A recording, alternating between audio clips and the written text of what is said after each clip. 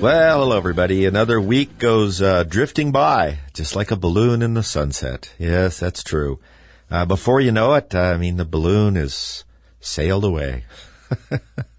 This is the week of the balloon.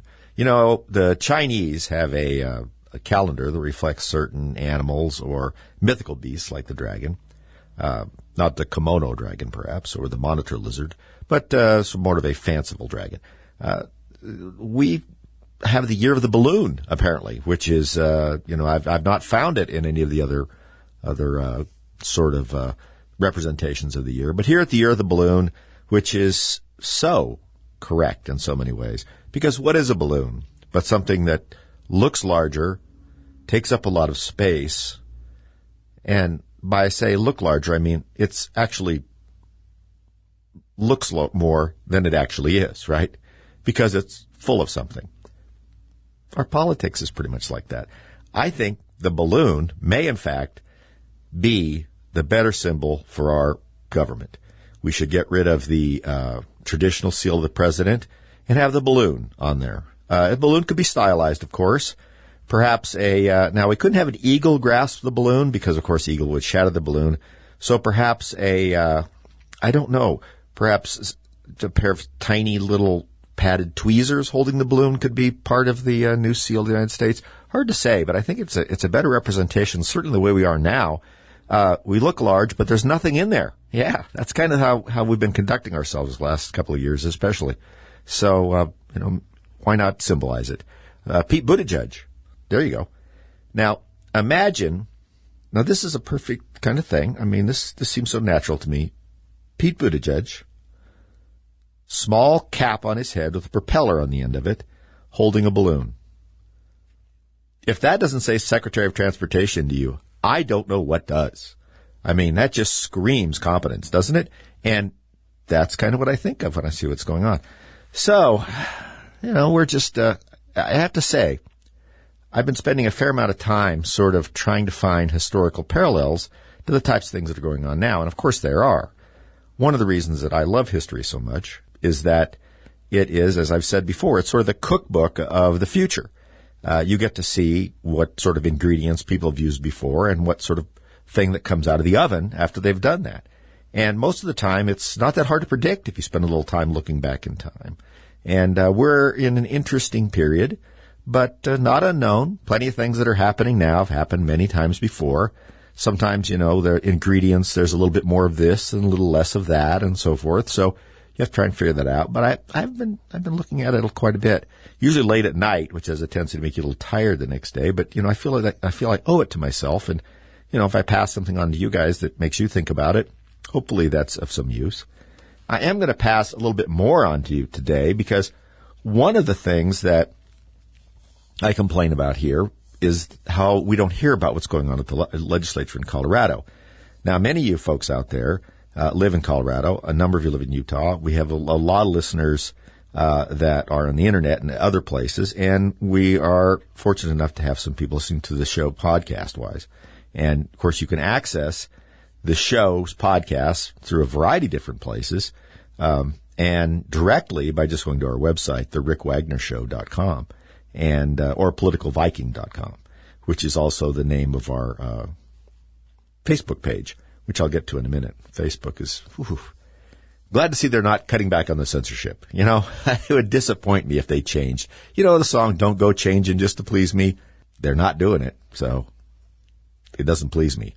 So the song is a little off. I would prefer they would change to please me. But anyway, here's one that's happening in Colorado. And for those of you out there that, like we used to be smug when we read these stories about California, like, those guys in California, they're so darn wacky.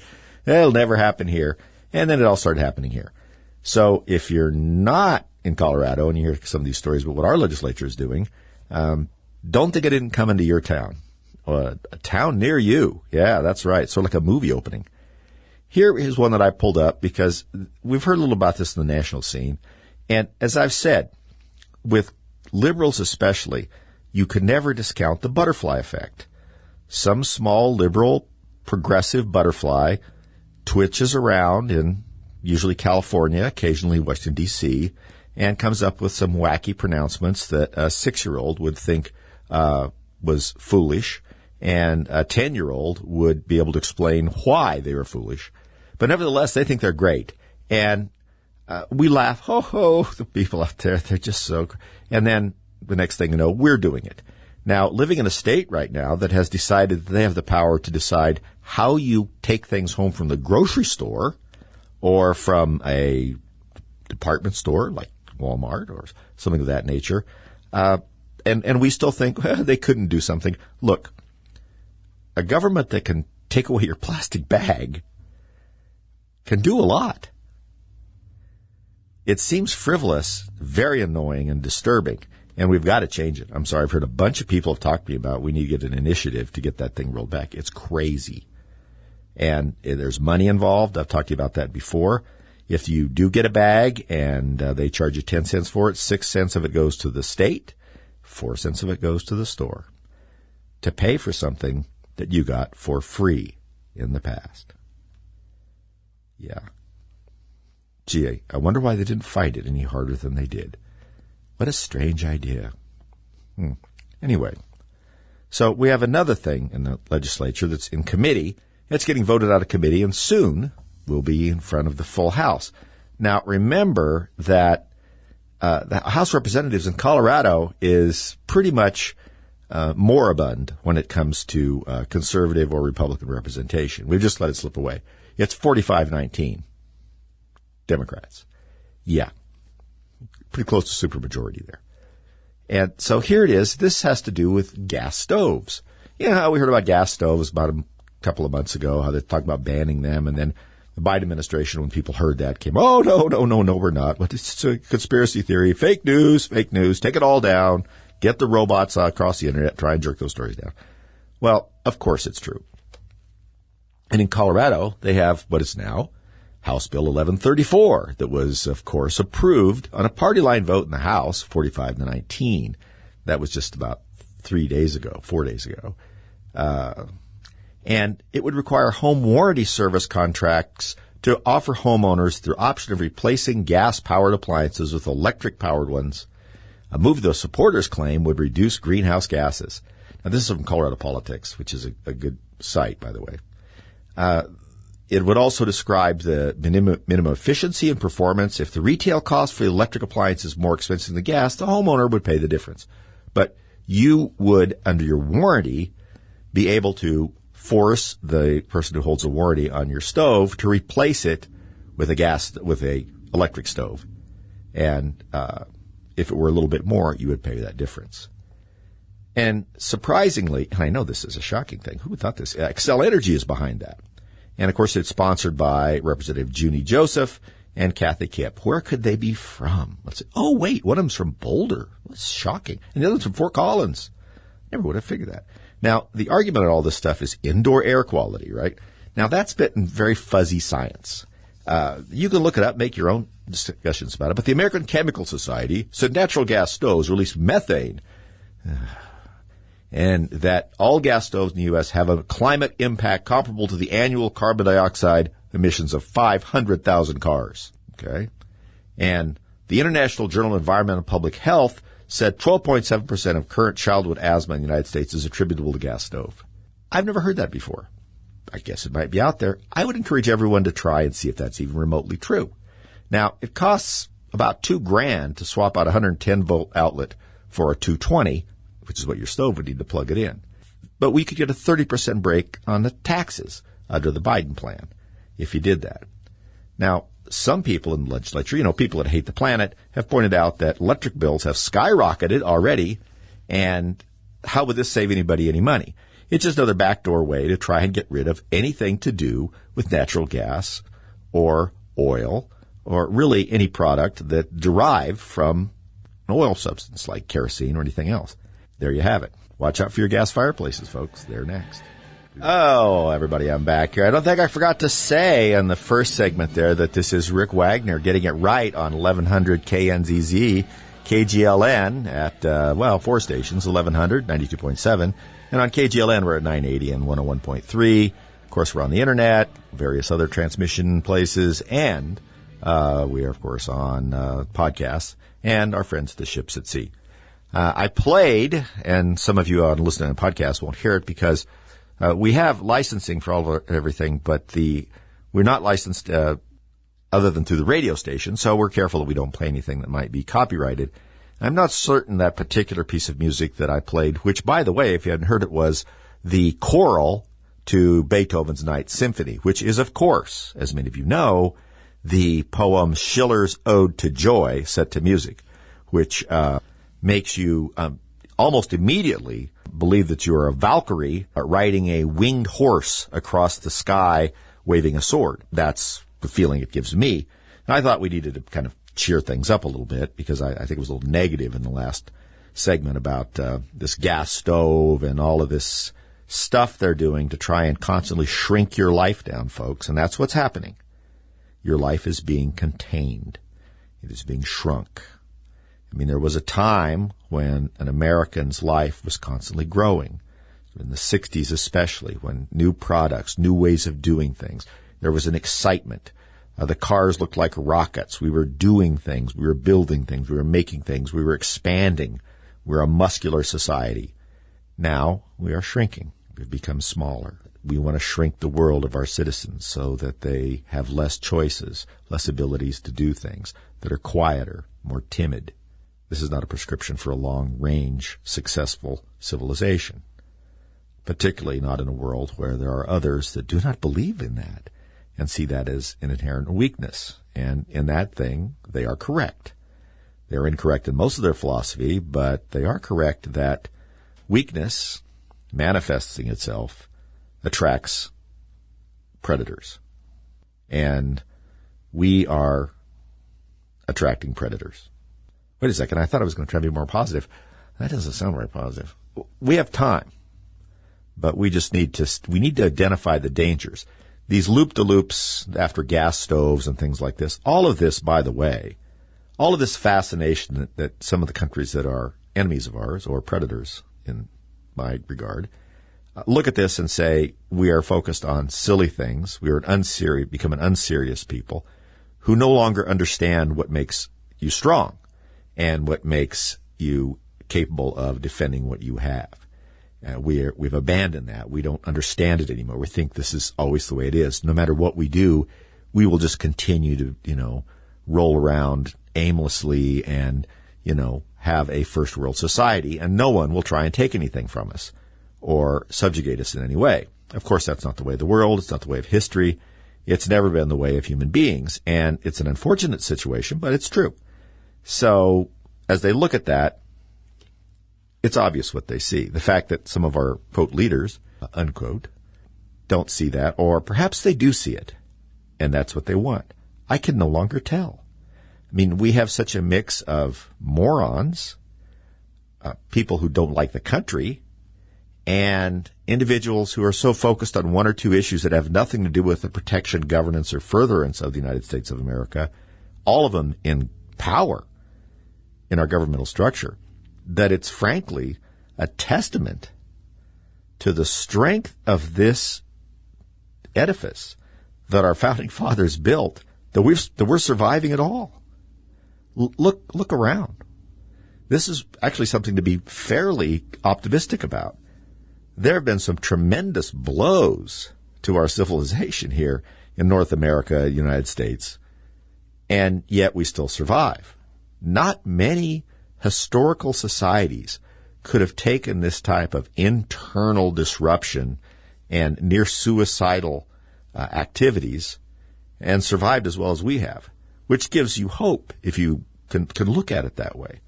Our infrastructure, our political and philosophical infrastructure is strong, and it remains strong despite the rats and termites gnawing away at it every year. It's still standing, and it gives us the structure for us to rebuild. And sometimes a society needs that. Society needs to be rebuilt periodically, needs to be remodeled, is perhaps a good way to put it.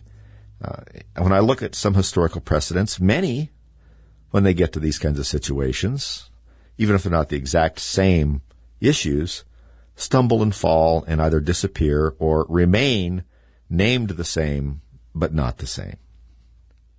Some in history have managed to reinvent themselves, and not reinvent the way the Democrats talk about. We do reimagine and reinvent policing and this, that. No, it's not reimagine and reinvent. You want to do away with it. You want to do away with traditional law enforcement, and yet at the same time, sort of bring up a police state. It's the strangest thing to listen to what they like, what they don't like, what they want to do, and yet how they want people to live. And it involves getting rid of day-to-day law enforcement and empowering an overarching protectorate for the ruling class. It's a strange situation. It's one of the reasons I don't think that'll work. You cannot alienate the day-to-day work of security forces, and that's what police and sheriffs and everything are, and at the same time try and nationalize everything and bring criticism to bear on the local piece. I think you probably could, over a long period of time, eliminate all local law enforcement and eventually federalize everything. And they're certainly trying to do that in many ways. But it's a long process, and they're not that far into it. One of the ways you can federalize things out there is through grants and taking your money, tying a bunch of little strings to it, and throwing it out into the lake of the United States. And hopefully that city councils and county commissioners and some state legislatures will latch onto the hook of their own money and then be reeled in to the power of the federal government. It's kind of interesting that they take your money and then send it back out in the form of a lure, so that in order to get some of your money back to your local fire department, police department, any public safety, stuff like that, if you want that money back in the form of grants or programs, you have to comply with what the federal government wants you to do, which is, in a sense, just sort of a creeping way to take over things, right? Because pretty soon people become reliant on that money, and they have to have it. You give somebody a grant for 2 or 3 years, it's no longer a grant. It's just part of their budget. And the idea of losing it is frightening. And they'll start making compromises that they might not have done even in the beginning. Most will. Money that they think is free. There's nothing more expensive than free money. Free money from the government costs you more than you can imagine. It's very expensive. It's expensive in terms of your freedom. It's expensive in terms of your control over your local environment. And it is, in fact, a surrendering of your local sovereignty when you do it that way. Our government is set up in layers of sovereignty, limited sovereignty, between the states and the federal government. And within the states, there are layers of sovereignty between, in some states like Colorado, home rule cities, counties, and things like that, and even special districts. There are levels of that. People in Washington and like-minded progressives want to flatten that out. They want there to be minions, essentially, that answer to, at worst, a regional government that is manipulated by a federal one, or one large one that comes out of, a national capital or something. And you see how that operates. And when you see this money coming back, like I say, it's as though they took your money and turned it into a lure, a hook, and then they reel in these other agencies with it. So, you want some of your citizens' tax dollars back? No problem. Here's what you have to do. Comply with our wishes. Build this into your budget until there's no way you can get rid of it. And there you go. And as I've said before, I blame Richard Nixon for starting this with the whole block grant thing. That was one of the things that the Nixon administration did, was start block grants, which was saying essentially, well, we'll take the taxes, but we'll give them back to you by making sort of large sweeping grants to the states for large projects. Well, then the projects become more and more targeted, and then the people who control the budget, which used to be Congress, but now it's hard to tell who really controls the budgetary process because we seem to have that usurped by the executive. It's funny that they would refer to Nixon administration as the imperial presidency when the amount of control was exerted by people during the 60s and early 70s from the executive branch was, 25, 30% of what is being controlled now. And I think that's probably generous to what was controlled then. And yet, that was the imperial presidency. as the historians like to refer to, because they didn't like Nixon. And that's how that shakes out. But when we see these things, like we talked about gas stoves and all this kinds of stuff, we realize that everything is an attempt to get further and further into controlling the population in one way or another. Look, all rulers want to do this. All politicians eventually want to be kings. That's why we have a constitution. We'll be back. Okay, everybody, we're back. Thanks a lot for sticking with us as we sweep around the lower part of the hour and come back up again. Oh, I have so many things to talk about here. Rick Wagner getting it right here on KGLN, KNZZ, the internet, all sorts of different places. Appreciate your listenership and everything that you do for us, which has been quite a bit, really. You can find a lot of the stories, of course, on our website, therickWagnerShow.com, a lot of stuff. By the way, I am going to change the videos I have up there. I've got a couple of videos up there a long time because I liked them and I thought that they should be something that people should see. One I have on electric cars that John Stossel did about all these crazy things about electric cars I don't want to tell you about the problems with them. Not to say that someday they're not going to be workable or that some of them they're workable for now for certain things, but they're certainly not a panacea. And then we got a great things from Douglas Murray about Marxism, racism, and some things like that. But they've been up for a while. I got to find something new. The problem is I've gotten pretty picky about what I put up in the videos, and so I end up, leaving them up there because I want people to see them. And of course, you can link directly to Victor Davis Hanson's weekly podcast from our page too. They're up there. You just click on it. It doesn't take you anywhere even. It just starts playing his podcast. And he does 3 times a week, I believe. And they're always really interesting, as all you guys know out there. I like everything that he writes and says. He's just an exceptional person. So you can find that stuff there too. And, of course, you can download the podcasts and listen to those from the website and a bunch of other places, too. Podbean, I think iTunes, a few stuff like that. I do appreciate that. Try and avoid the AI out there, artificial intelligence.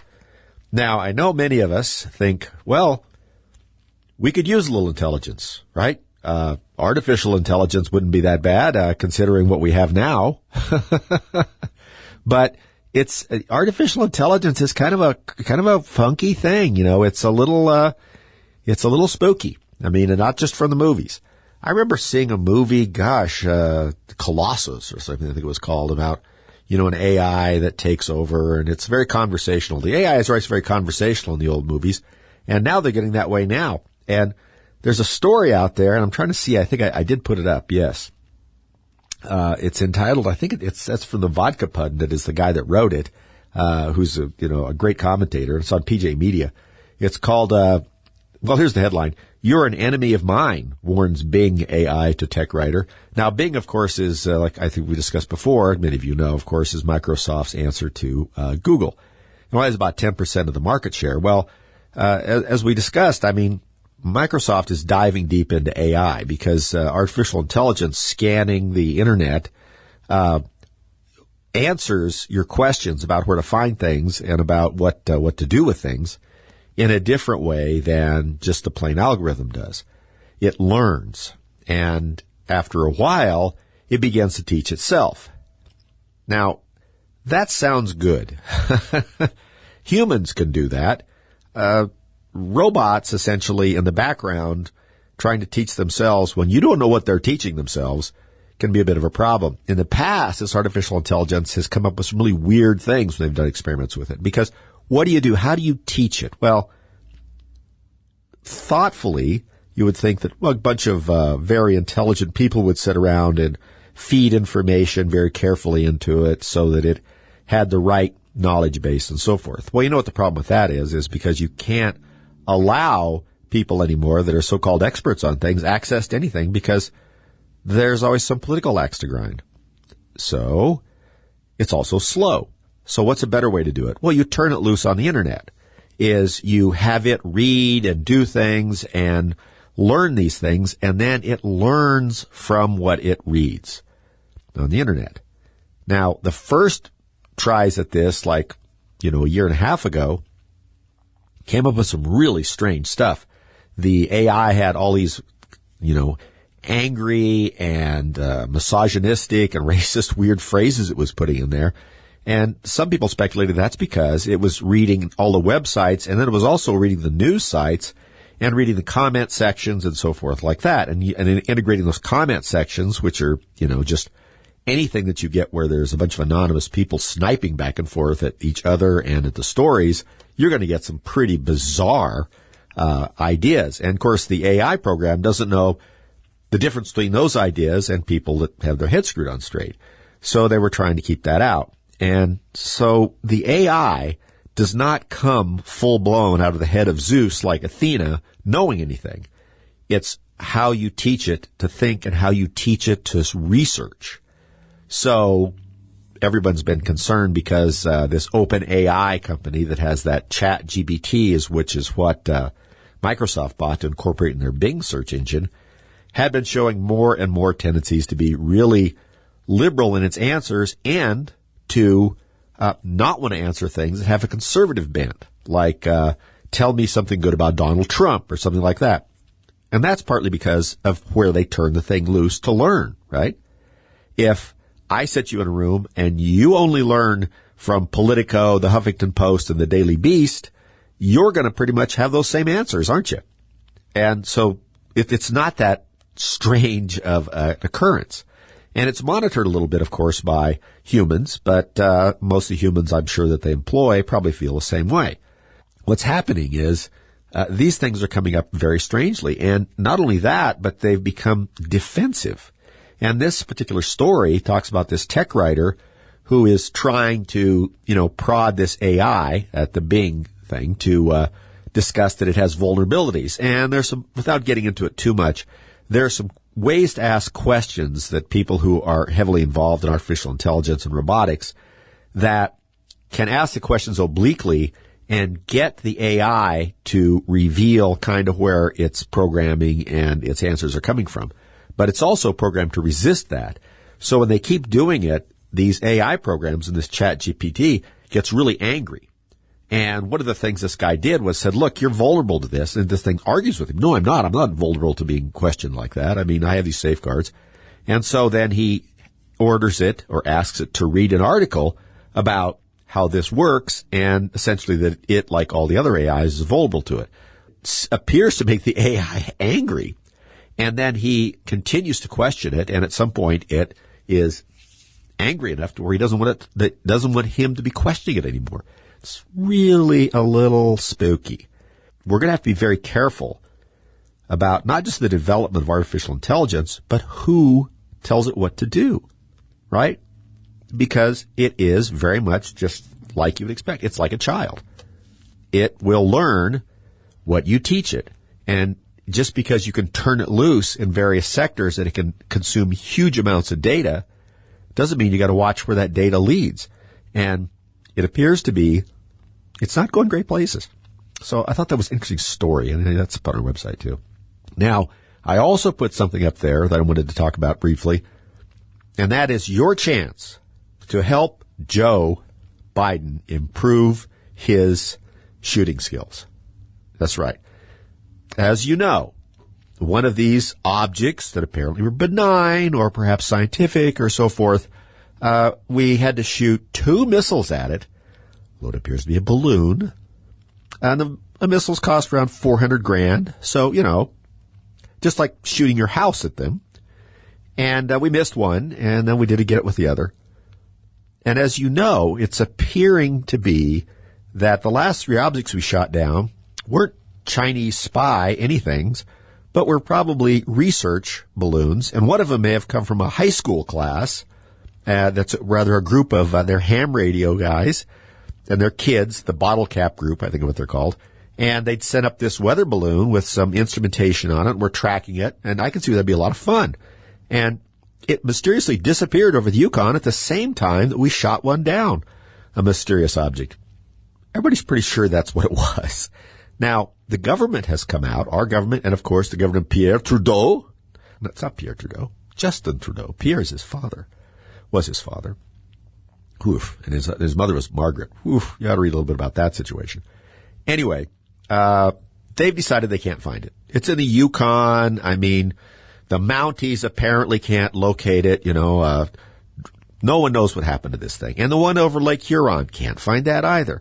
I predict, and I don't like to make predictions really, that we will never find these last three objects, because if they were to find them and we talked about them, it would be ridiculous and we would look like fools. So I don't think they're looking very hard for them, because I think they do know what they were, or at a minimum, they know what they weren't.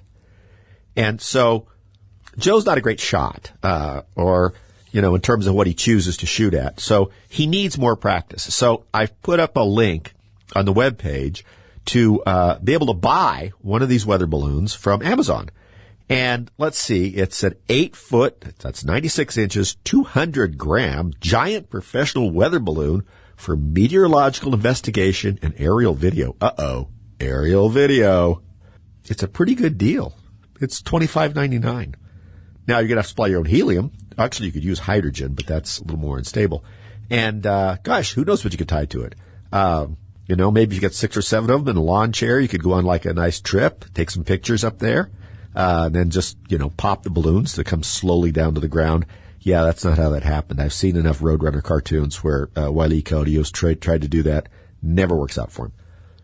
But you can buy one of these, blow that thing up, attach something to it. I don't know what you might want to, a barbecue grill, something like that, and take it up and give Joe an opportunity to get all excited and, pull his pop gun out and start shooting at things. He has no idea what they are. This is the problem. We don't shoot at things that we do know what they are until they've traversed the whole United States slowly. And then things that we're not sure what they are, and they don't really meet the same criteria as this gigantic balloon with a bunch of equipment suspended of it from China, and we shoot those down. And these poor kids at the Bottle Cap Club, who's going to pay for their damages? Nobody would be my guess. So you can buy one of these yourself and float that over your backyard, or send it up with a camera, and Joe will probably shoot it down. And since you're an American and you send something up with a camera on it, you'll probably go to jail. If you were in a foreign country, it would all be okay. And you know what's interesting is I did hear this week. I'm trying to think which general it was. It was Jack Keane, who is one of the few commentators on these things I really trust. And he said something that we talked about here that they don't like to admit, is that, yes, a balloon gives you a lot better data than a low-flying satellite. Remember last week we talked about how low-flying satellites, even with all their optics and stuff, still move really fast because they're closer to the surface. Orbital dynamic physics tell you that the closer you are to the gravitational pull, the faster you have to go in orbit to prevent being pulled in. So they're moving pretty fast. A balloon, not so fast.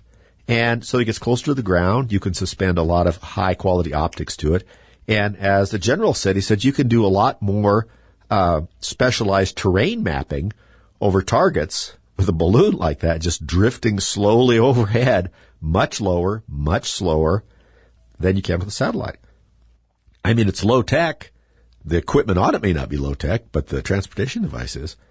And so I thought that was pretty interesting because, as you know, we were talking about that before. It's a mad world, isn't it? I have to say. But so you can buy one of those yourself if you would like to.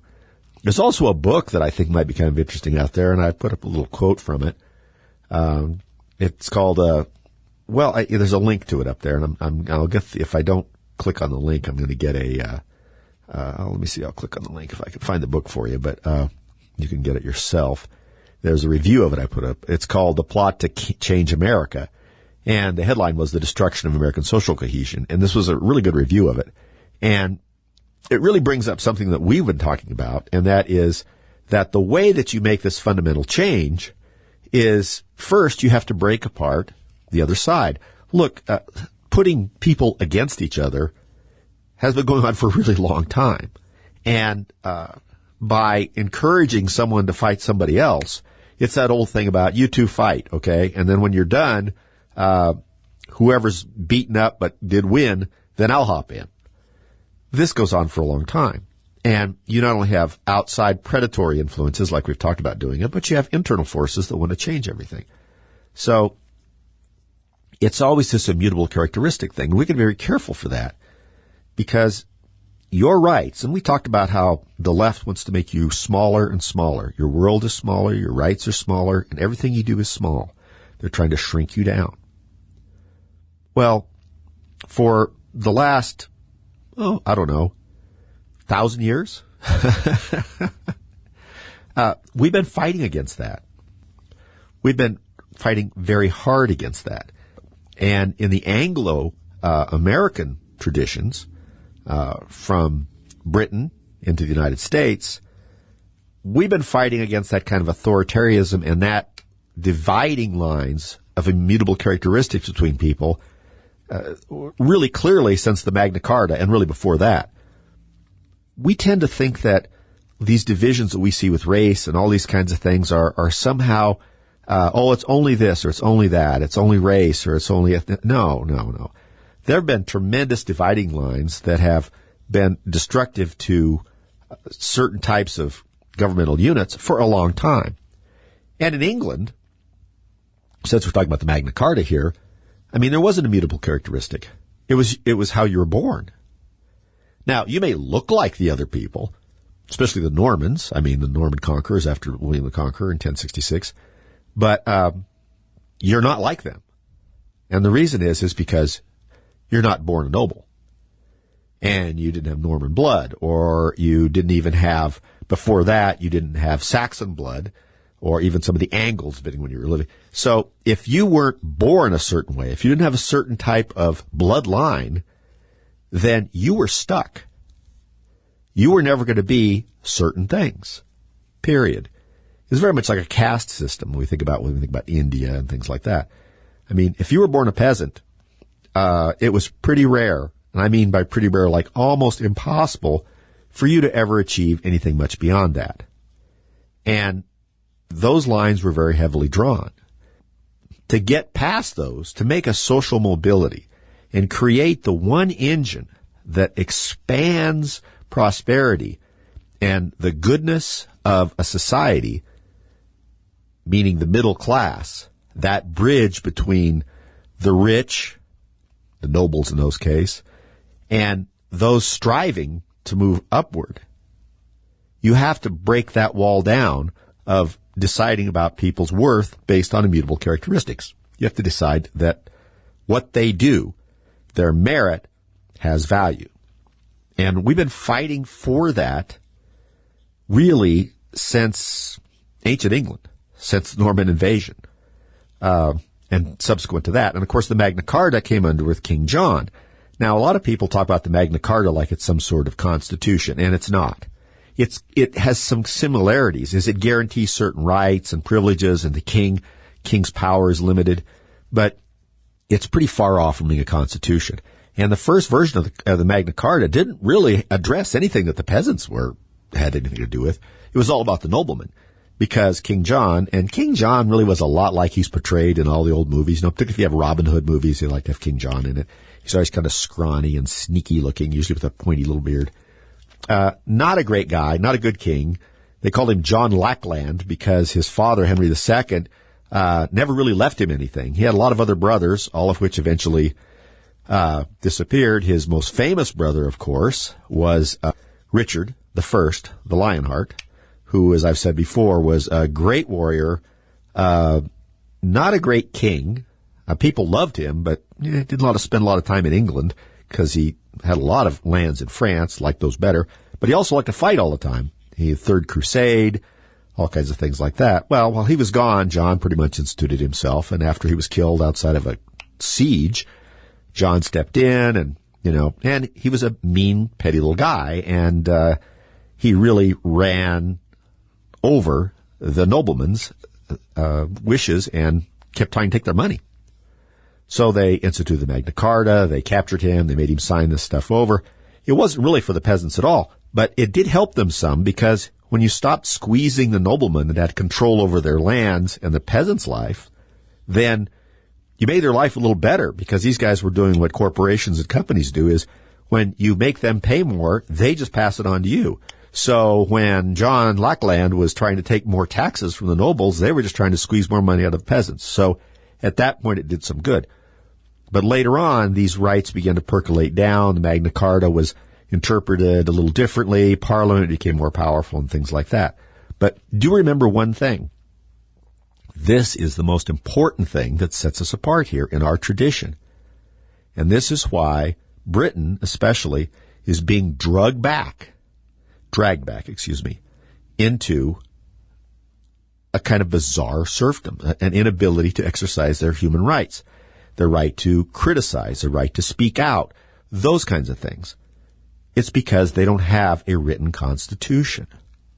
Despite all of these various documents out there, there is no controlling document that gives them anything. It's all in the power of Parliament. Same thing in Canada, same thing in Australia, and I suppose to some extent New Zealand, any place in the Commonwealth, that they adopted that kind of system. That it's pure representation, meaning there's no backstop. If they want to pass something, they can pass something. Even if it's something that it undermines a right that you've had for the last 1,100 years, they can change that. There's nothing to stop it. Our founders saw that, understood that something needed to be done. Some document, some ironclad guarantee, I always call it a backstop, to say, you can do a lot, but no further than this. That's a crazy idea. I mean, it is really the first country that instituted something that solid.